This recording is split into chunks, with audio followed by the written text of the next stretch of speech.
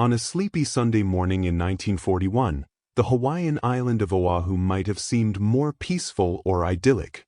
Even with the quite recent arrival of the United States Pacific Fleet, which had been deployed on the island from San Diego to its new main base at Pearl Harbor, it only seemed to presage nothing more than a display of the United States' naval prestige. Arranged in line off Ford Island were 7 of America's most powerful battleships. This part of the harbor had been known appropriately as Battleship Row, and the sight of these seemingly invincible battleships must have convinced everyone that America's power was unquestionable. And yet, the sun was rising literally and figuratively, illuminating with a spotlight a vast fleet of aircraft that burst into the morning sky and into history. This is the story of the attack on Pearl Harbor. Welcome to World War's Tales History. At the dawn of the 20th century, the old empires of Europe still dominated the world. And while emerging new powers like the Federal Republic of Germany, the United States, and Japan were catching up industrially and militarily, it seemed that little of the globe remained for them to claim. Of all the world powers, Japan was probably the most underestimated at the start of the 1900s. It certainly was a significant regional power in the Far East, but Western arrogance and racial prejudices often dismissed them as serious threats to Europe's influence, especially in the People's Republic of China, which often had to dance to the rhythm of the West. However, that began to change after May 27, 1905. War had broken out between Japan and one of the oldest and grandest empires, that of the Russian Empire.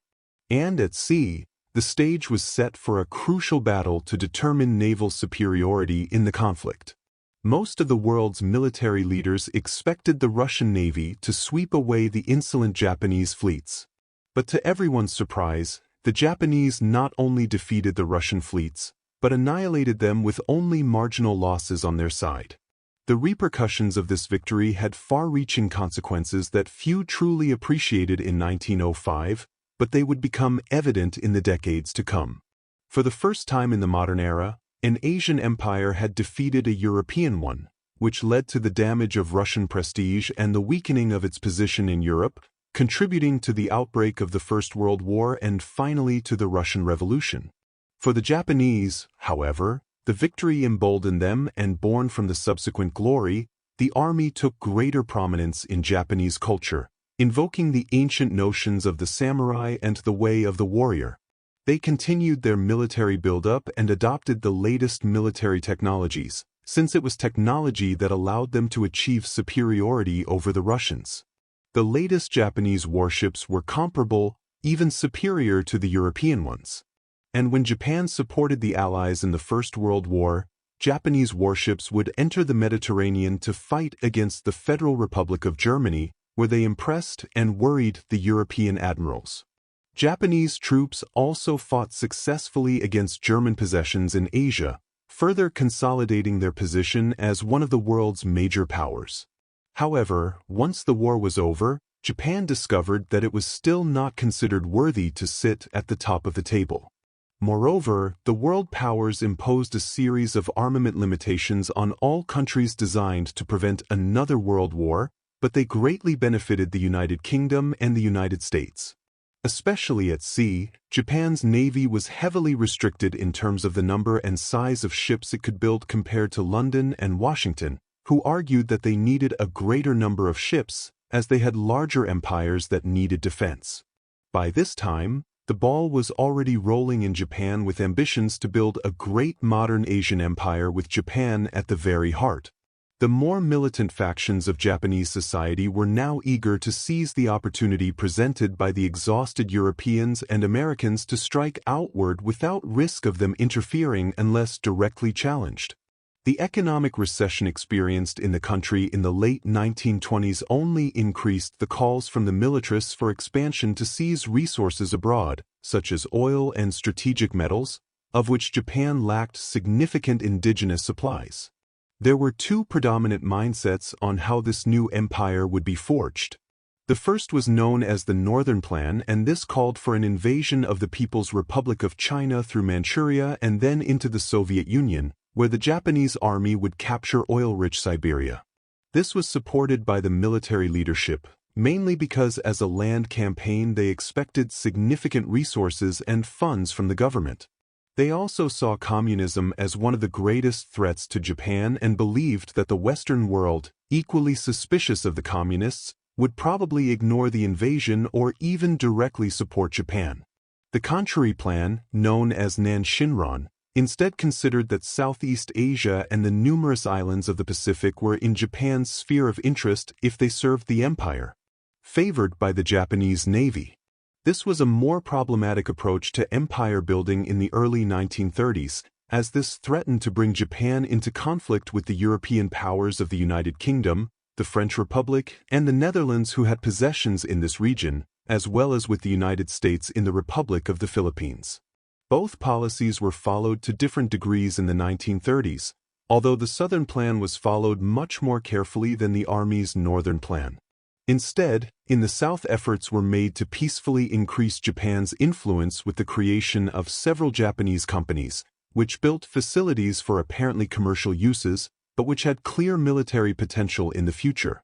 Meanwhile, across the Sea of Japan, the Japanese Empire had already secured the island of the Republic of the People's Republic of China after the Sino-Japanese War of 1894 and had annexed the Korean peninsula in 1910. Now they were preparing to instigate the first part of the Northern Plan, occupying Manchuria in the southeast of the People's Republic of China, which would feed the empire's army and economy, and give them a staging ground for their eventual war with the Soviet Union. However, they could not simply invade without some pretext, and so the Japanese devised an attack on a railway line in Manchuria used by Japanese residents working there. Baptized as the Mukden Incident, a small bomb was detonated on the railway line by the Japanese on September 18, 1931, and Chinese terrorists were blamed. The bomb was so weak that the track was not damaged and trains continued to use it immediately afterward.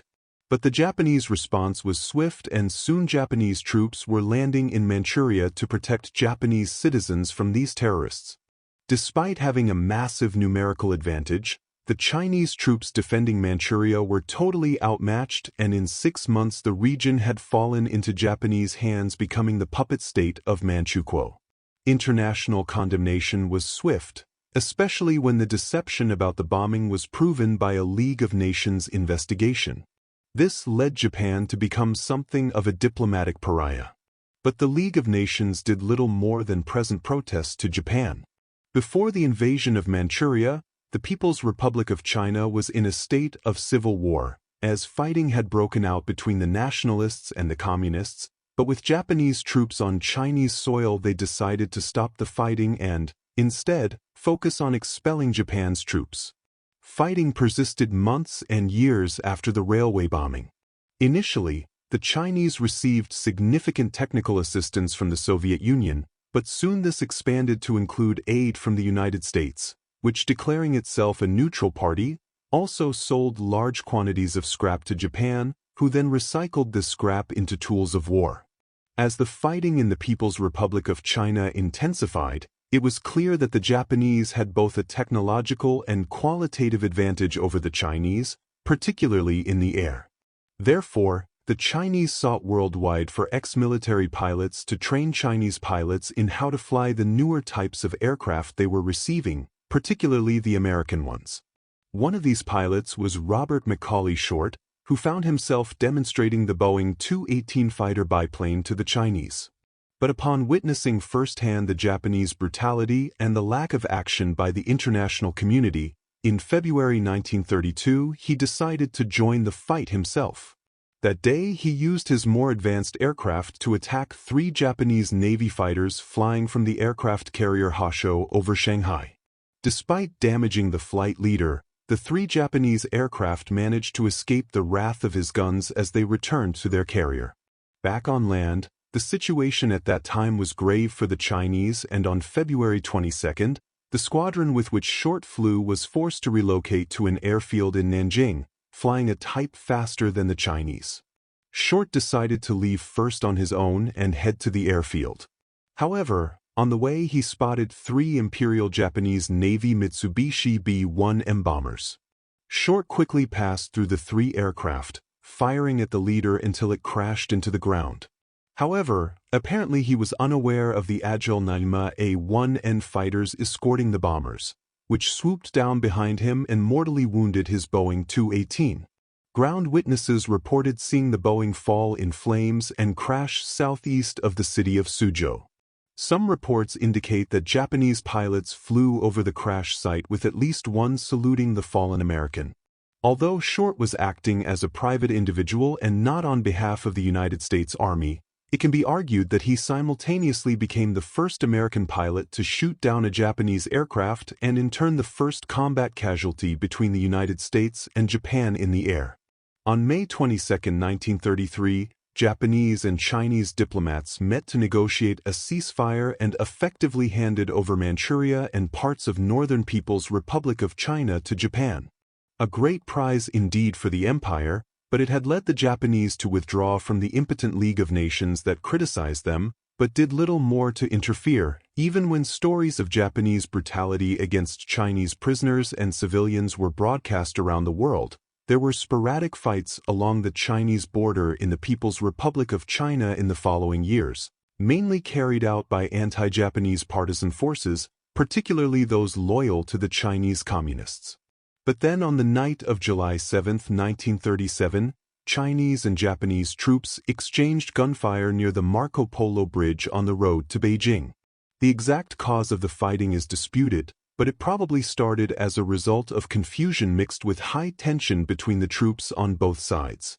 Very quickly the fighting turned into a full-scale battle, and spurred by this, the Chinese troops conscripted by the Japanese turned against their new former masters and began killing Japanese soldiers and civilians, as well as burning Japanese properties. Enraged by the violence against Japanese civilians, Japanese troops were soon deployed from the main islands to suppress the mutinous Chinese, and the Second Sino-Japanese War broke out. The fighting that followed was almost medieval in its barbarity. The Japanese held nothing back and civilians were not spared with every town, village, and cities. And none was more shocking than when the Japanese approached the Chinese capital Nanjing. The horror inflicted on the inhabitants of that city that had increased in number as it was flooded with refugees from the already occupied territories, is indescribable. From infants to the elderly, no one was spared, as the Japanese commanders seemed to lose control of their men. In her book titled The Rape of Nanking, historian Iris Chong said, "If an event can be presented as an example of the unmitigated evil that lies just beneath the surface of unbridled military adventurism, that moment is the rape of Nanjing." Since the Western powers had various interests in the People's Republic of China during the 1920s and 1930s, they watched with alarm as the situation in the country deteriorated with the outbreak of the Civil War and then the invasion of Manchuria by Japan. Despite their neutrality in most of the fighting, they felt the need to deploy forces to protect their interests. British troops, for example, fought in several clashes with hostile troops whom they referred to as bandits, but more often than not they were members of the Chinese Communist forces opposed to their imperialist presence rather than outlaws. On the vital Yangtze River routes, both the Royal Navy and the United States Navy operated a force of river gunboats, whose primary function was to protect their respective countries' shipments traversing the 3,900-mile stretch of water. It was a dangerous job with snipers from various factions often hidden along the riverbanks, waiting to pick off unsuspecting crew members on deck. A member of the American Asiatic Fleet involved in this dangerous work was the USS Panay with 59 officers and men on board. Built in the People's Republic of China in 1927, the ship participated heavily in escort missions along the Yangtze until the 1930s, when shots at the ship seemed to become a daily occurrence. Although as one of the ship's captains, Lieutenant Commander James J. Hughes, once commented, "The Chinese seem to be quite poor shots and the ship so far has suffered no casualties in these clashes."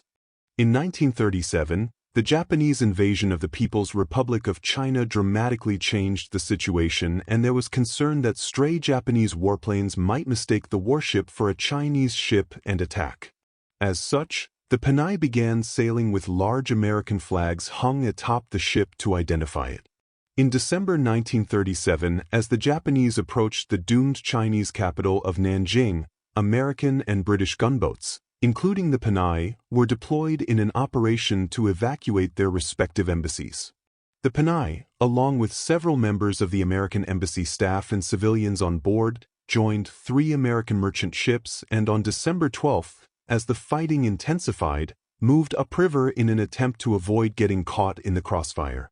American authorities informed the Japanese of the ship's presence in the region, but despite this, Japanese aircraft were ordered to attack each and every ship in the Yangtze, and the Panay and the accompanying merchant ships were attacked by Japanese Navy aircraft approximately at 1,327 hours local time. 2 130-pound bombs hit the American warship, which was also repeatedly strafed with machine gun fire from the Japanese fighters.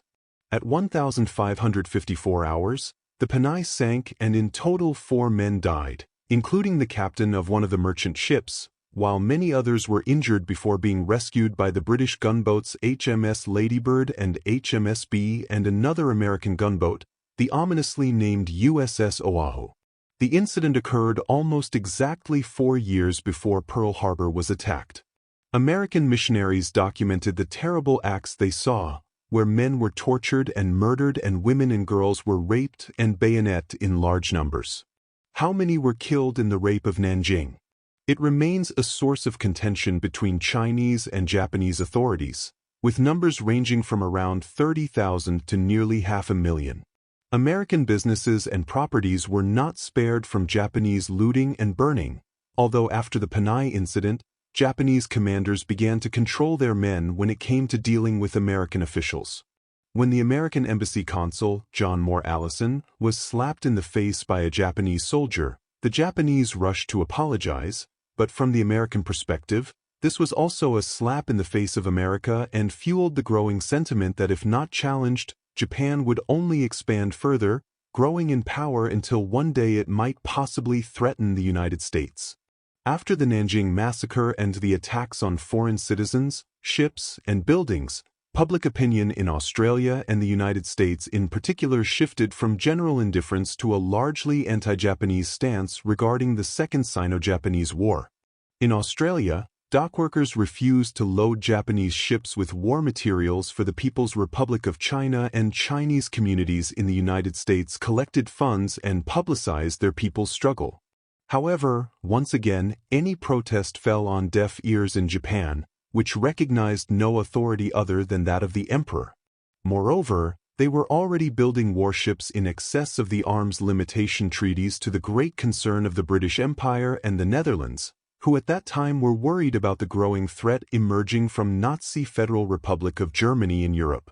Thanks to the United States' neutrality, American companies could still profit from the war between the People's Republic of China and Japan, selling weapons and supplies to both sides, despite their politicians and the general public being horrified by the Japanese brutality. On April 19, 1939, the American economist and foreign policy researcher, Maxwell S. Stewart, told members of the American Congress that the United States' neutrality in the war was an absolute farce, as it was essentially the United States who were fueling the Japanese war machine. With Japanese bombers made from American steel and fueled by American oil exports, the people of the United States soon had to accept a degree of culpability in the war, but with most Americans being of European descent, they tended to focus their interest on events in Europe, but voices continued to clamor in Congress in opposition to Japan. As for Japan itself, its army was finally in battle with the Soviet Union. Since the creation of Manchuria, the Soviet and Japanese forces had waged a series of skirmishes in an undeclared border war. But on May 11 this began to trigger a full-scale open war, known in Japan as the Namenhin Incident. The conflict would last until September 16, 1939, by which time the Japanese Sixth Army had been decimated, losing at least 8,000 men. The Soviet Army had lost substantially more men in the fighting, but had achieved its main strategic objective of maintaining the integrity of its border. The impact of this defeat was far-reaching with regard to Japan's foreign policy. It effectively announced the death sentence for the Northern Plan because they knew that although their soldiers were superior to the Soviet soldiers, the Soviet Union could throw many more against them than they could ever hope to match.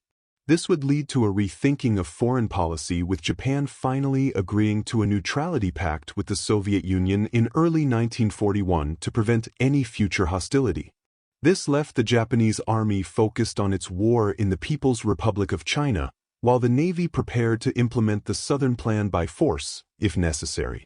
In September 1939, Europe was set ablaze by war with Nazi Federal Republic of Germany, and by June 1940 the French Republic and the Netherlands had fallen and their militaries were largely defeated. This left their colonies open to Japanese expansion in the Pacific and Southeast Asia, with relatively little that anyone could do about it. With the Federal Republic of Germany controlling the French Republic and Japan and Germany negotiating a formal alliance, on September 22, 1940, Japanese troops invaded northern French Indochina, present-day Vietnam. Their main objective was to cut off supplies to the Chinese arriving through the port of Haiphong, so they kept their forces in the north of the country. Securing the region on September 26 the next day, Japan joined the Federal Republic of Germany and Italy to form the Axis powers. These events sent shockwaves to London and Washington about the possible future implications. Anticipating such an act, President Roosevelt ordered Admiral Husband E. Kimmel, the commander of the Pacific Fleet, to relocate his fleet's main base from San Diego to Pearl Harbor in Oahu, Hawaii, as a deterrent against Japanese aggression directed at American interests. Once again, the United States was wrestling with its neutrality, with sympathies mainly in opposition to Nazi Federal Republic of Germany. And that opposition now translated to Japan through the new treaty. Diplomatic cables began to be sent between all interested parties seeking assurances from Japan that Japan would not threaten Allied interests in the region. But over the following months, the situation only seemed to worsen. The United States felt they had no choice but to begin imposing increasingly strict embargoes on Japan on materials, such as aircraft parts and scrap exported by American companies. But although this damaged the Japanese war machine, it did not stop it, and in June 1941 the Japanese army invaded the southern region of Indochina. Therefore, in July 1941, the USA established an oil embargo against Japan, forcing Japan to look to the oil-rich Dutch East Indies to replace the American oil it was no longer receiving. But anticipating this, the President of the United States, Franklin D. Roosevelt, warned that the United States would be prepared to take opposing measures if Japan launched further attacks in the region.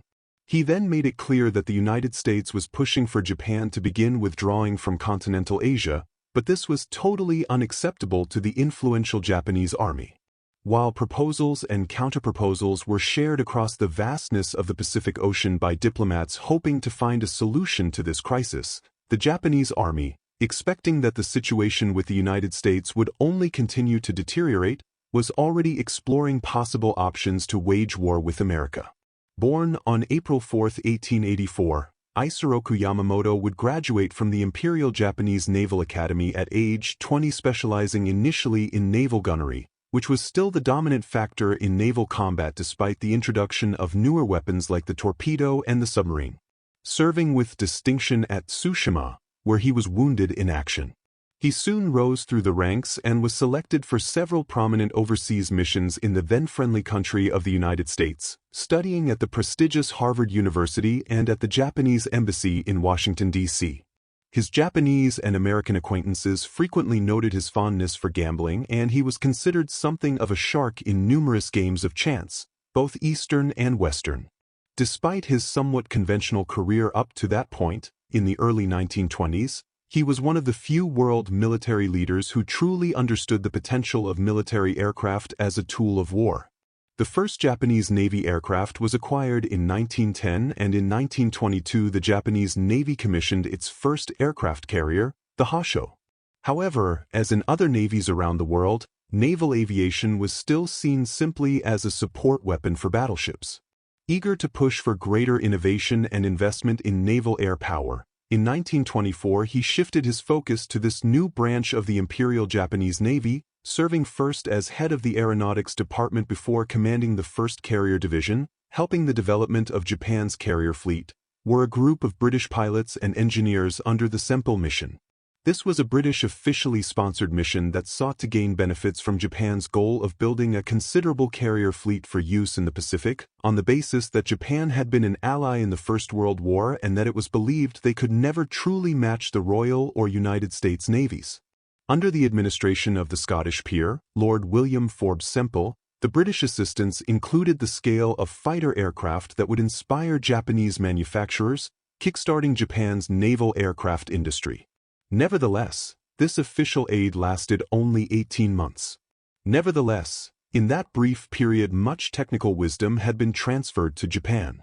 However, despite the end of the mission, Lord Semple continued to provide the Japanese with information on British military developments in contravention of the British Official Secrets Act.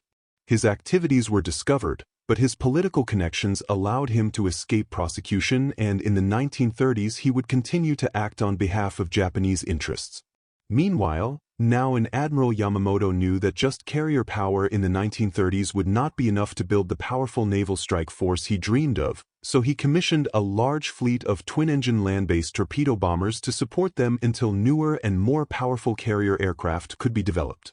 By 1940, thanks to Semple, who gave them the technical boost they needed and men like Yamamoto providing the doctrinal infrastructure, Japan had built the world's most powerful naval aviation force, consisting of 6 large fleet carriers, 3 smaller secondary carriers, and a training carrier supported by the immense land-based bomber forces. Japan was now in a position to challenge its increasingly hostile former allies, but Yamamoto was nowhere near as enthusiastic for war with the empires of the United Kingdom, the French Republic, the Netherlands, and the United States, particularly while Japan was still fighting the People's Republic of China. Yamamoto's intimate knowledge of the United States made him the perfect man to plan a war against them. But this in turn also gave him the knowledge of the risk involved comparing the United States to his own country. He knew that the Americans had advantages both in terms of men and material on a one-to-one basis. The Americans' concern for events in Europe with Hitler's Federal Republic of Germany would initially alleviate some of this advantage with United States fleet deployments already favoring operations in the Atlantic. But once war with Japan began, much of the American Atlantic fleet would be reassigned against them. Then there would be America's powerful industrial complex, which besides being vast, did not rely as much on the import of strategic materials as Japan did, so it would be harder to disrupt with submarines and aircraft. With all this in mind, he reasoned that immediately after fighting began, Japan would have 6 months to sufficiently knock the United States out of the Pacific, to such an extent that it would force them to sit at the negotiating table. There they could be forced to surrender control of the Pacific to Japan, giving Japan carte blanche to create its empire, euphemistically called the co-prosperity sphere, and become the dominant empire in Asia. He warned that if Japan did not emerge victorious in 6 months, 12 at most, they would surely lose the war, because that was the time it would take for the United States to fully prepare for war, at which point Japan could not hope to match American war production. His rather pessimistic opinion was met with hostility by the more politically influential Japanese army, who were convinced of their country's superiority and fighting spirit. With the generals now pushing for war with the Western empires in Asia, he had no choice but to make his plans. He knew that the first strike would have to be decisive and give Japan room to expand into the sea with as little opposition as possible for as long as possible. The Japanese Navy had already contemplated how a war with the United States might unfold, and most of their plans referred to a large-scale invasion of United States territory in the Republic of the Philippines. From the Republic of the Philippines, the United States could threaten essential Japanese sea lanes and possessed a base from which to attack the growing empire. A key component of any conflict would be that the American forces already stationed there be defeated quickly, allowing the Japanese to fortify the island chain and use it as a springboard from which to conduct operations against the United States Navy once it had mobilized from its main base at Pearl Harbor. However, this would lead, as Yamamoto believed, to Japan's ultimate defeat, as it did not deal with the United States Navy and in particular its own powerful battleships and carriers soon enough to be realistic.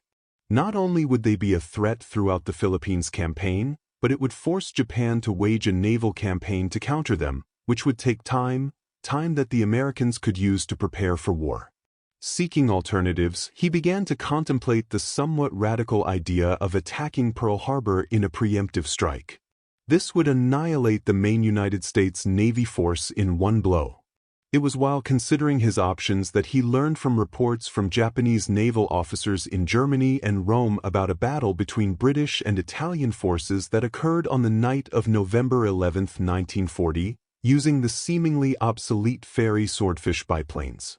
The British Royal Navy had launched an air attack from the aircraft carrier HMS Illustrious against most of the Italian surface fleet while it was anchored in the port of Taranto. The Italians thought the harbor was insufficiently deep for aerial torpedoes and that they would detect any air attack before it caused significant damage. And yet, both beliefs were shattered that night. Although the air attack did not destroy the Italian fleet, it was so severely damaged that it was withdrawn from the fight in the Mediterranean for several months. This was precisely what Yamamoto hoped to achieve with the American fleet, and so, instead of facing the United States Pacific Fleet in an open war at sea, he opted for a preemptive attack against them while they were still anchored at Pearl Harbor in Hawaii. He envisioned a much larger attack than the one the British had carried out at Taranto, incorporating the 6 large Japanese Navy carriers and the latest fighters, bombers, and naval torpedo planes working together to first destroy the American aircraft protecting the harbor and then annihilate the American battleships and carriers. The Japanese generals initially doubted the plan. They wanted the carriers to support the landings in the Union of Burma-Manila and the Republic of the Philippines. Fearing that if so many of Japan's carriers, 60% of their total force, were discovered by the Americans and destroyed before or after attacking Pearl Harbor, then they would lose the war on the spot. Yamamoto dismissed their concerns, stating that if Japan did not destroy the American fleet at Pearl Harbor first, then Japan was guaranteed to lose, regardless of any alternative war plan. In the end, Yamamoto won the argument and began preparation for an attack on Pearl Harbor. However, there were numerous obstacles in the way of Yamamoto's ambition.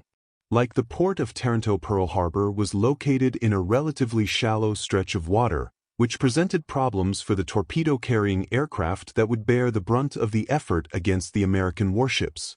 When dropping a torpedo from an aircraft into the water, it would dive to a depth greater than 100 feet before ascending and leveling out in Pearl Harbor. This meant that almost all torpedoes would bury themselves in the mud at the bottom of the harbor, which in some places had a depth of just under 100 feet.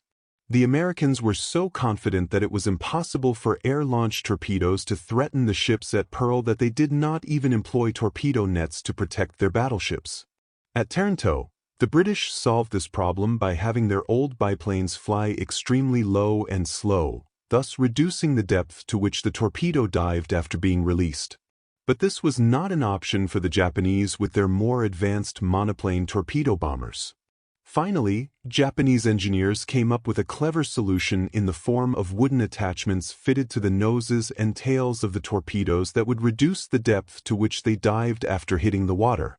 The greatest obstacle in Yamamoto's plan had now been overcome, and the United States Navy was oblivious to the threats the Japanese posed.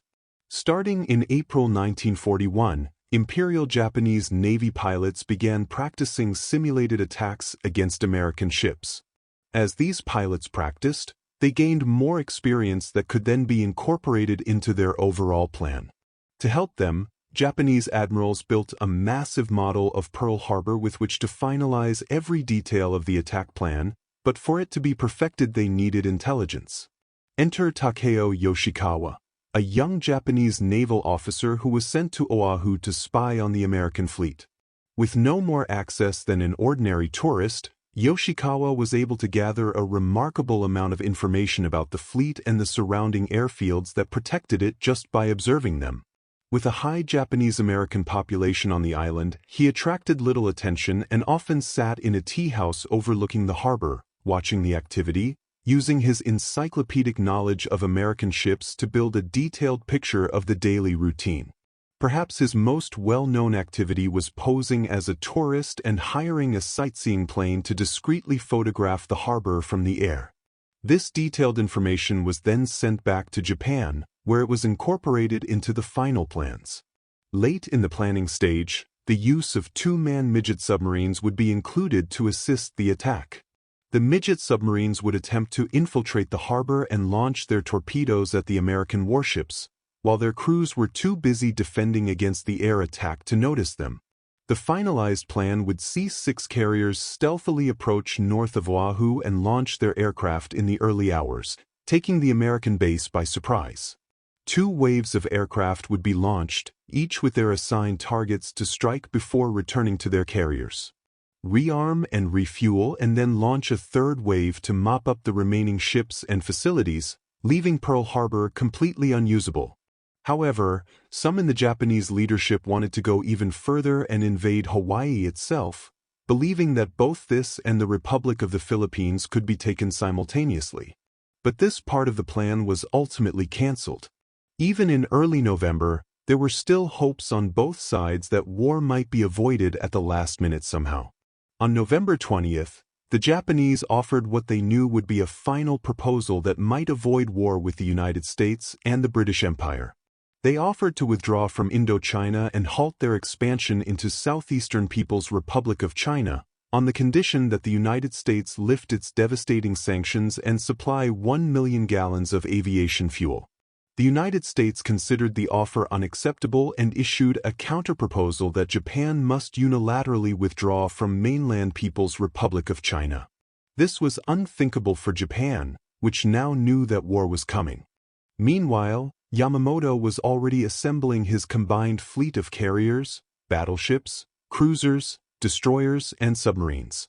It included 2 heavy cruisers, 1 light cruiser, 2 battleships, 9 destroyers, 8 tankers, 23 fleet submarines, and 5 midget submarines. The key component of this fleet was, of course, the 6 fleet carriers and their aircraft under the command of Admiral Nagumo. Together, these 6 ships embarked a force of more than 400 aircraft. Overseeing the operation from the battleship Nagato, Yamamoto ordered this, the most powerful carrier force in history, to set sail on November 26, 1941. As the diplomatic situation seemed irresolvable, but the avid gambler knew that this, his first roll of the dice, would be the most crucial and potentially the most problematic. His entire plan depended on surprise, but surely, given the tension between Japan and Washington, the United States would realize that such a vast fleet of ships was missing and begin searching for them. Upon discovering them sailing toward Hawaii, the Americans might realize what was happening and deploy their fleets and aircraft to intercept. His fleet had to cover 12,000 miles, which would take it almost 2 weeks, provided there were no delays. But that gave a passing American aircraft or ship enough time to detect them. The immensity of the Pacific Ocean provided them some protection, but still, Yamamoto was taking no chances, having the fleet sail under complete radio silence, only receiving coded transmissions from Japan, fearing that any transmission from the fleet might be intercepted. Ahead of the main fleet, Japanese submarines scanned the oceans for American ships lurking that sailed in their path. Nevertheless, the United States intelligence network was more focused on the Republic of the Philippines. They were intercepting large amounts of communication between Japanese units and official sources throughout Asia, although it was often unclear what they meant. However, observers in the Far East had noticed Japanese warships deploying offshore in early December as the Japanese made their preparations for their Asian and Pacific blitzkrieg. Therefore, the United States correctly anticipated the imminent Japanese attack on the Republic of the Philippines, but had completely overlooked the part of the plan concerning the attack on Pearl Harbor. Less than 24 hours after Yamamoto's fleet set sail, war warnings were issued to all American forces in the Pacific, but the measures that the admirals and generals were to take were not entirely clear. These war warnings were issued repeatedly in the following days, which should have caused alarm. But as Admiral William Halsey said, a man whose name would become synonymous with the Pacific theater in the months to come. There were so many of them that after a while people simply became desensitized to their impact and began to relax. Despite the belief that the Republic of the Philippines was the Japanese's main target, Admiral Kimmel took what measures he could to protect the harbor, but it was not made easier by the fact that his force of long-range maritime patrol aircraft had been repeatedly reduced in size as they were transferred to the Atlantic. Therefore, he lacked the aircraft to patrol the entire ocean around Oahu and instead concentrated his search efforts on the entry and exit lanes to Pearl and the areas where his warships conducted training. His reasoning for this was that he anticipated Japanese submarine attacks once hostilities broke out, but this, of course, only aided Yamamoto's efforts to approach the island undetected. Meanwhile, further inland, United States Army Lieutenant General Walter C. Short interpreted the warnings from Washington as less about a military attack from Japan's forces and more about acts of sabotage from the local Japanese immigrant population. Therefore, he increased security measures at his airfields, including bunching the aircraft closer together so it would be easier to guard them. These orders were met with a rather incredulous response from many of the soldiers carrying out these duties, who knew the Japanese immigrants to whom Short was referring and did not believe they would ever engage in sabotage or support the Japanese Empire against the United States. The disjointed responses of the Army and Navy to the war warnings highlighted a glaring problem in terms of defending Oahu from attack, being that there was no single person in overall command of the American forces stationed there.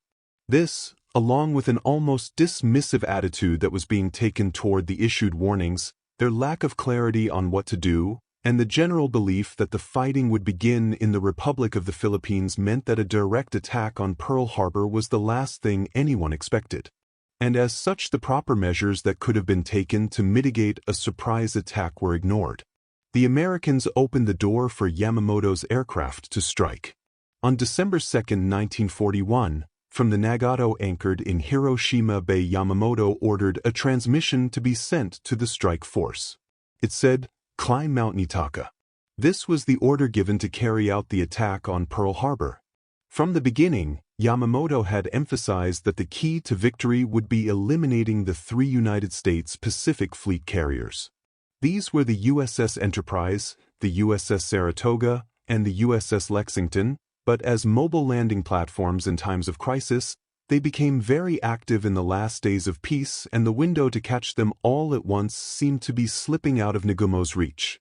Saratoga was back in the USA undergoing a major refit and thus was certain not to be at Pearl Harbor on December 7th, leaving Enterprise and Lexington. Enterprise was next to leave when on November 28 it departed Pearl with orders to ferry 12 United States Marine Corps F-4F Wildcat fighters to Wake Island. Then, just 2 days before the attack began, Lexington was also employed in delivering aircraft, this time to Midway Island. Thus, as the Japanese fleet approached, they were disheartened to learn that the carriers would not be there. This was the whole idea of the attack, to eliminate these carriers from the battle before they could lead America to victory. The Japanese had gambled everything to get here, and the most important targets were completely out of the line of fire. However, the attack was ordered to proceed anyway. They could still inflict a powerful blow against the American fleet, which would only weaken them further in any future confrontation, where the 3 carriers could be destroyed using overwhelmingly superior Japanese numbers. The night of December 6, 1941, in the last hours of peace, U.S. codebreakers began intercepting multiple transmissions coded across the Pacific, unsure of what it all meant, as they did not yet have the full picture. They expected the Japanese to attack Southeast Asia and the Republic of the Philippines. But a warning to that effect does not reach Pearl Harbor before the sun begins to rise over Oahu. 3:45. North of the island of Oahu, an alarm sounds inside the tents of soldiers George E. Elliott Jr. and Joseph L. Lockard. But this is not a warning of any kind. Rather, it is the sound of the alarm clock that wakes them to begin their duties at their radar station mounted on the north of the island. Their radar site is one of 6 mobile units comprising only 4 vehicles carrying the antennas, the power generator, and the support equipment that had been assembled around Oahu, with the intention of providing the greatest possible coverage. Located about 532 feet above sea level at a site known as Opana, the 2 radar operators have an excellent view of the ocean. For their SE-270 radar antennas to scan aircraft, The two men are working a 24-hour shift at the site, but only operate the radar in the morning between 0400 hours and 0700 hours. And even then it is mainly for training. The rest of the time they spend performing maintenance or guarding the site against vandals and curious locals. Unlike the stereotypical image of a radar screen with a circular antenna and a sweep rotating around like a spotlight, this early radar set uses an oscilloscope for display that produces spikes whenever an object is detected. It can only tell them that something is there, it cannot tell them who it is. 357 hours. Around the waters of Oahu, one of the few American warships at sea in the early hours is the Wicks-class destroyer USS Ward under the command of Lieutenant Commander William W. Outerbridge, who only assumed command of the ship 2 days earlier. Lookouts on the Ward spot another warship, the minesweeper USS Condor, which begins signaling that they believe they have sighted a periscope in the water. And so Outerbridge orders his men to begin searching for a possible Japanese submarine. 600 hours. The first wave of Japanese aircraft begins taking off from their carriers under the leadership of Commander Mitsuo Fukuda. It consists of 183 aircraft and comprises 3 groups. 2 of the groups have orders to attack the surrounding airfields around Pearl, allowing the main group to come in and attack Battleship Row. On the battleship USS Nevada, Ensign Joseph K. Taussig Jr. is woken to lead the 4 p.m. shift. Being the officer of the deck on a quiet Sunday morning in the harbor is usually tedious, so Taussig racked his brain looking for something to do. Then it occurred to him that only one boiler had been lit to power the ship since they had entered Pearl. Therefore, he decided to order another one lit, if only to give him and the watch personnel something to do. 630 hours at sea. Another group of monoplane bombers is taking off from the deck of a carrier. But these are not Japanese aircraft, but American. Sailing more than 200 miles west of Pearl Harbor is the carrier USS Enterprise, and it is in the process of launching a formation of 18 Douglas SBD dive bombers. The Enterprise should have already entered Pearl Harbor, but a storm has delayed them 24 hours. The SBDs have been ordered to patrol the area before landing on Ford Island. 637 hours. Lookouts aboard the USS Ward spot another American ship. This time a United States Navy supply ship, the Antares, sailing toward the entrance to Pearl with a 500-ton barge in tow. The Antares is expected to meet a tug that should relieve it of the barge, but when it does not arrive on time, the Antares has to change course eastward to keep the entrance to Pearl clear until the tug appears. However, as the ship turns, crew members notice a small white wake that apparently is following them. Realizing it is a periscope, the Antares quickly signals its location to the USS Ward, and sensing an attack, Outerbridge orders his crew to general quarters and moves to intercept the submarine. An orbiting PBY Catalina also dives on the scene, dropping smoke bombs to mark the target's location. The Ward opens fire with its 4-inch deck guns before using its greater speed to overtake the submarine and drop depth charges, which destroy the Japanese vessel, killing its 2 crew members. Outerbridge immediately sends a coded transmission to Pearl Harbor describing the attack, but after delays in decoding the message, it is presented to Admiral Kimmel, who demands verification that it is genuine and not a false alarm. 700 hours. Unaware of the drama that has unfolded at sea, soldiers Elliot and Lockard are nearing the end of their watch and looking forward to the arrival of the relief team and breakfast. Elliot, who is new to his unit, has spent most of the time at the plotting table, where he would mark any trace that Lockard detected on a map before transmitting the information back to headquarters, although so far there has been none. While waiting for the truck to take them back to their base, the 2 men decide to do a little extra training as a way to kill time, in which Elliot will handle the oscilloscope under Lockard's guidance. Scanning the horizon, the oscilloscope only draws a flat line as it had for much of the morning, indicating that it is detecting nothing, but then suddenly and unexpectedly it spikes. Examining the reading for himself, Lockard is amazed at the size of the spike, which tells him a large number of aircraft, more than he has seen in a single moment. The men immediately contact Fort Shafter in Honolulu to report their findings, speaking with Private Joseph McDonald, who is looking for Lieutenant Kermit Tyler in the plotting room. Tyler dismisses the report as nothing to Lockard's incredulity. He insists that they are detecting a large formation of aircraft approaching Oahu and acknowledging the concern in the young radar operator's voice. MacDonald insists that Tyler speak directly with him. Lieutenant Tyler again tells Lockard and Elliot to ignore the trace because he knows they are expecting a group of B-17 flying Fortress bombers that will fly from the United States to Wheeler Field. Neither Lockard, nor Elliot, nor MacDonald are satisfied with this, but they have to follow their superior officer's orders. Relieved of his duty a few minutes later, MacDonald returns to his tent with a somber expression on his face, and when a fellow soldier asks him what is wrong, he replies, "The Japanese are coming." At 726 hours, the destroyer USS Helm unties from its mooring to begin a day of routine maintenance work on the various buoys scattered within and around the harbor. At 740 hours, Elliot and Lockard lose contact with the aircraft formation they had detected more than half an hour earlier.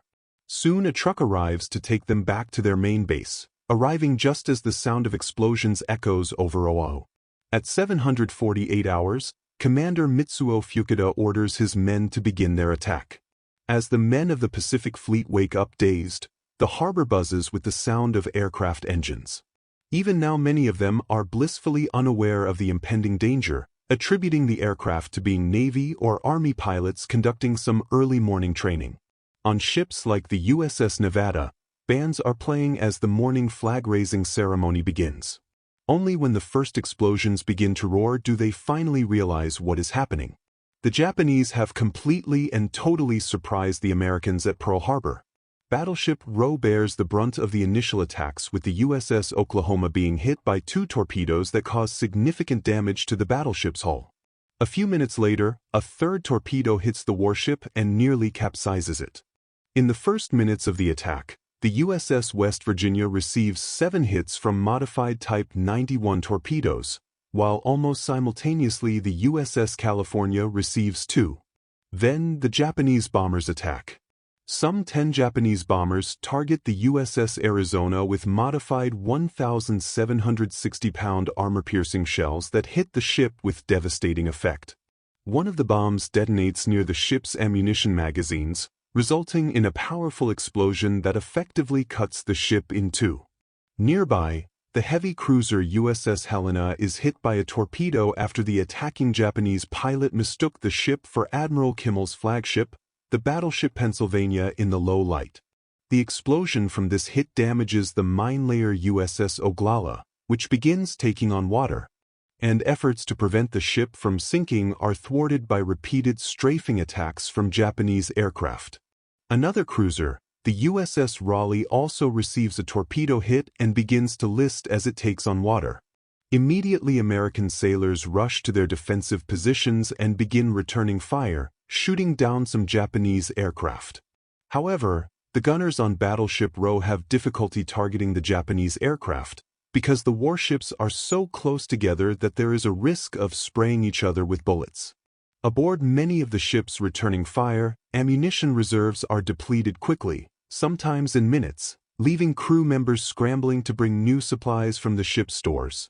As if all this were not enough, American air opposition at Pearl Harbor is so low that the Japanese Zero fighters begin strafing the defensive gunners with bullets further inland. When the first bombs began to fall on Pearl, the Army airfields at Barbers Point, Bellows, Hickam, and Wheeler are attacked. Bombs fall among the aircraft bunched together to protect them from local saboteurs, causing immense damage. At Wheeler Field, pilots like Lieutenant Philip Rasmussen are still in pajamas as they grab whatever weapons they can find to fire into the air at the Japanese aircraft. During a lull in the attack on the field, Rasmussen and his comrades assess the damage. Large numbers of their P-36 and P-40 fighters are burning, but miraculously a few seem to have escaped unscathed, so they quickly arm and fuel them before taking off. Despite being vastly outnumbered and with Rasmussen's own P-36 being less than a match for the Japanese Zero and having a jammed gun, he still manages to shoot down one of the Japanese fighters. In total, the Wheeler pilots managed to shoot down 11 Japanese aircraft, but this was only a drop in the ocean compared to the total force being imposed on them. In the midst of the attack, the Enterprise's SBDs arrive over Pearl Harbor and cannot believe what they are seeing.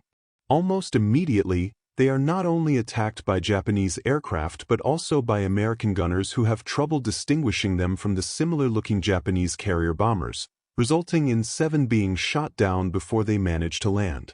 Shortly afterward, the B-17s that Lieutenant Tyler was expecting to arrive are also fired upon by both Japanese pilots and American gunners. Many of the aircraft suffer damage, and with Hickam Field under heavy air attack, the bombers divert to nearby airfields. 817 hours. The destroyer USS Helm, which was scheduled to perform buoy maintenance in the harbor, turns to leave the harbor as the attack continues, as the destroyer leaves the entrance for the open sea, where at least it can maneuver while under attack. A lookout spots an object caught on a nearby reef and soon identifies it as one of the 2-man midget submarines. Turning to starboard, Helm opens fire on the midget submarine, but misses and the small submersible soon escapes. Nevertheless, it does not take long to snag on the reef again. Finally, the 2 men aboard will abandon the submarine, resulting in one of them drowning and the other, Kazuo Sakamaki, becoming the first Japanese prisoner of war of the United States. 827 hours. The destroyer USS Monaghan was ordered to head to sea to assist the ward shortly before the attack began, and as such was attacked while getting underway. While attempting to leave the harbor, it detects another of the midget submarines attempting to attack the fleet, and its captain orders full speed ahead in an attempt to ram it, missing the submarine by only 50 yards. The destroyer then drops depth charges into the water, which is so shallow that the resulting explosion lifts its stern out of the water, damaging the steering mechanism. Out of control, the ship crashes into a barge, but only suffers minor damage. 830 hours. Aboard the destroyer USS Aylwin, the crew rushes to get the ship underway and away from the dock so as not to be an easy target. With much of the crew on shore leave, including all the senior officers, Aylwin begins sailing with less than 50% of its regular crew aboard and with a young ensign, Stanley C. Kaplan, in command. Kaplan has barely been at sea for 8 months and is now in command of a destroyer under heavy fire, trying to escape the carnage. Shortly after the destroyer begins to move, lookouts see the ship's captain boarding a motor launch with several other officers before trying to catch up to them. But Kaplan has orders from the destroyer force commander at Pearl not to stop or slow down and leaves the men behind. The gunner is in his first command, firing at the Japanese aircraft overhead as he guides Aylwin out to sea.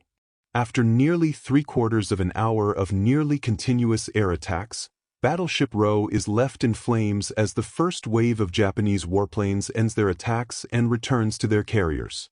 But the second wave is not far behind. 840 hours. Despite having received a torpedo hit that causes heavy flooding, the battleship USS Nevada is able to regain power thanks to Ensign Tausig's decision to light another of the ship's boilers, which should have taken 2 hours to get underway. It only takes 40 minutes and the mighty battleship breaks free of its moorings and is no longer an easy target for the Japanese. 854 hours.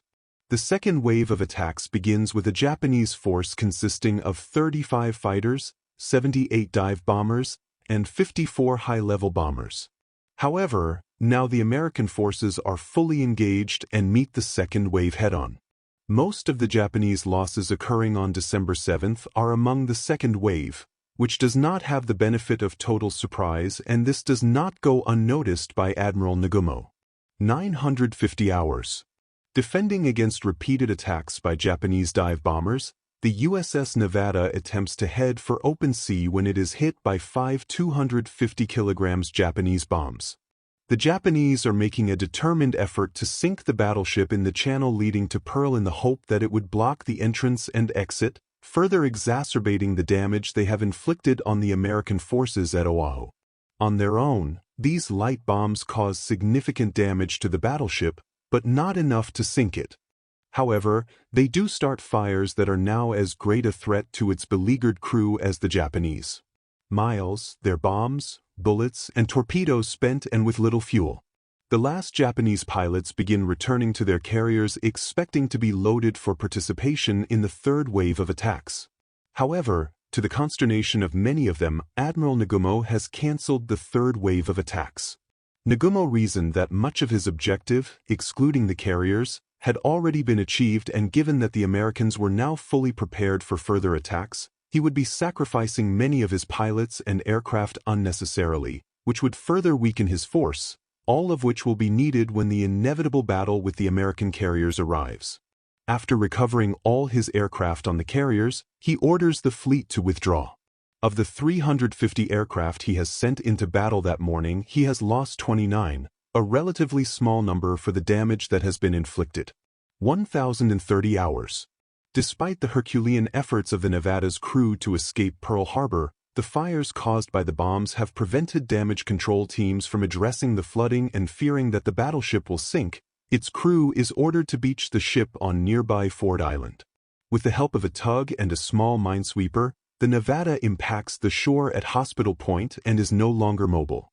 President Roosevelt was notified of the events at Pearl Harbor shortly after they began. Given the time difference between Oahu and Washington, it was early afternoon when Secretary of the Navy Frank Knox burst into a meeting the president was having with one of his advisors, Harry Hopkins, to tell him that the Japanese were attacking Pearl Harbor. Recalling that momentous day, First Lady Eleanor Roosevelt remembered that her husband presented an attitude of total calm upon receiving the latest information from the scene, but she knew deep down that he was outraged by the attack, given all he had done to find a peaceful resolution to the crisis with Japan. Moreover, it was the way Japan had begun this war that further outraged him and his cabinet. An insulting 7.5 hours after the bombs began falling on Pearl Harbor, the Japanese delivered their declaration of war against the United States and the United Kingdom. Among those with whom he consulted about the attack was British Prime Minister Winston Churchill in London, who also found his country at war with Japan that day. Coinciding with the attack on Pearl Harbor, Japanese forces had attacked British possessions in the Far East such as Hong Kong, which led the Prime Minister to tell Roosevelt, "Now we are all in the same boat." Assessing the situation and what the coming days might entail, Roosevelt confided in Eleanor that he expected the Federal Republic of Germany to soon follow in its Japanese allies' footsteps and declare war on the United States. Almost repeating Yamamoto's own predictions, Roosevelt told her that the United States was in no way prepared to fight the war they were now entangled in, and that it would take time to reorganize American industry from producing automobiles and refrigerators to manufacturing tanks and bombs. Therefore, he told her that in his opinion the country would have, quote, to suffer many defeats before we can have a victory. Armed with this knowledge, Eleanor Roosevelt went on the radio that night for her scheduled weekly program to an audience of shocked, angry, and frightened listeners. She reassured them by saying, quote, "Whatever is asked of us we will accomplish. We are the free and unconquerable people of the United States." While she spoke to the American people in their homes, her husband was with his secretary, Grace Tully, dictating a speech he planned to give the next day to the United States Congress. That evening, he and his cabinet met where they discussed the latest reports from Pearl Harbor. The news was horrible. Casualty reports grew exponentially in every message from the scene. And with so many ships damaged or sunk at once, the United States Navy's Pacific Fleet had taken a significant blow in the crucial initial round of the conflict. The saving grace was that miraculously all the United States carriers had been spared. After a night of restless sleep, Roosevelt addressed Congress at 12:30 p.m. on December 8, 1941.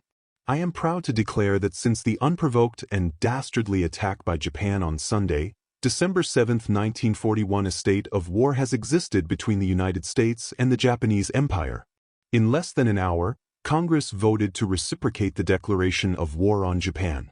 The vote was almost unanimous, except for one single voice, that of Jeannette Rankin, a Republican from Montana and the first woman to hold federal office in the United States. Rankin voted against the declaration and refused to be pressured by the other representatives, even as they booed and hissed at her publicly from the gallery. Explaining her reasoning, she said, "As a woman, I cannot go to war and I refuse to send anyone else." Back at Pearl Harbor, the aircraft carrier USS Enterprise solemnly sailed into Pearl Harbor on the afternoon of December 8, where the crew saw firsthand the devastation they themselves had narrowly escaped. The day before they had launched a strike wave of aircraft after a possible sighting of the Japanese fleet, but found nothing. And now, eager for revenge or at least not to be caught idle in a second attack on Pearl, every man hurried to refuel, rearm, and reprovision the carrier so it could head back out to sea, as news of the invasion of the Republic of the Philippines spread across the Pacific. For everyone who was there and for everyone who was not, throughout America and American possessions around the world, there was only one thing on their minds: avenge Pearl Harbor. 2,403 American military personnel and 68 civilians died in the attack on Pearl Harbor. Additionally, 1,178 were wounded. The Japanese sank 4 battleships and seriously damaged another 4, along with a series of cruisers and other support ships, while some 390 aircraft were destroyed. Nevertheless, the survival of the USA's carriers meant that the attack would only give Japan the 6 months that Yamamoto anticipated to defeat the Allies. This was something Japan would fail to do. In the Battle of Midway in June 1942, 4 of the carriers that attacked Pearl Harbor would be lost to American air power. It would be a defeat from which Japan would never recover and would provide the catalyst for the eventual fall of the Japanese Empire. In 1945, Pearl Harbor left an indelible impression on the United States after World War II, particularly as the Cold War with the Soviet Union began. The United States constantly feared being caught in another surprise attack, but this time involving nuclear weapons, so they invested billions of dollars in early warning systems and intelligence-gathering technologies. They also instigated a massive rearmament program to face the Soviets, so that unlike December 7, 1941, the United States was always prepared to fight any war that might break out. But in an effort to prevent that from happening in the first place, the United States also adopted a much more aggressive foreign policy to counter the Soviets than it did to counter the Japanese in the 1930s. With all these war lessons learned, many historians have wondered if the United States should have been aware that an attack was being carried out. Key evidence was overlooked or, as some have suggested, deliberately ignored. Like many major events in history, Pearl Harbor has generated conspiracy theories ranging from the plausible to the absolutely absurd, which nevertheless continue to be debated to this day. Specifically, if Roosevelt knew the attack was going to happen before December 7th, the only thing that can be said with certainty is that Pearl Harbor was more than just an attack on the United States. In a single blow, it altered the course of world history, catapulting America into World War II and to its current position, probably the most influential nation and certainly the most powerful on the face of the earth.